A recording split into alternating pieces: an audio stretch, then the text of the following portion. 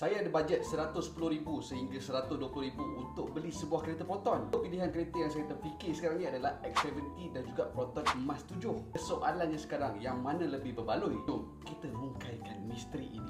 Harga Proton X70 Premium sekarang ni lebih kurang RM123,800. Untuk Proton Emas 7 pula Premium, harganya lebih kurang RM119,800. Daripada segi harga, dua-dua ni tak lari jauh. Perbezaan utama dia adalah datang daripada kos pemilikan jangka panjang. Untuk kos petrol dan kos bahan api pula kita breakdown satu-satu. Katalah dalam setahun saya drive 20,000 km untuk Proton X70, kos petrol setahun adalah RM3,618.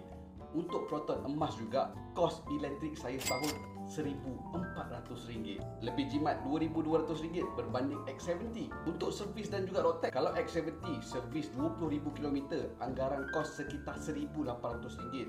Road tax pula RM120. Total RM1,920 untuk setahun. Proton Emas 7 pula, servis EV ni anggaran RM150 setahun.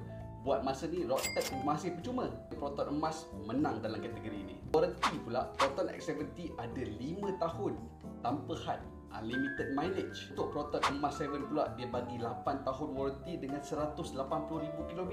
Warranty bateri. Peace of mind saya rasa Emas 7 ni lagi secure. Total up cost 5 tahun untuk dua-dua kereta ni adalah X70, kos petrol, servis, road tax RM5,538 untuk setahun. Proton Emas 7 pula, kos elektrik, servis, road tax adalah RM1,150. Proton Emas 7 mampu jimatkan RM20,000 dalam masa 5 tahun berbanding X70. Kalau korang pun tak boleh decide lagi antara nak beli yang mana, jemput ke page Amza Proton. Bagi tahu Amza untuk test drive dua-dua model ni.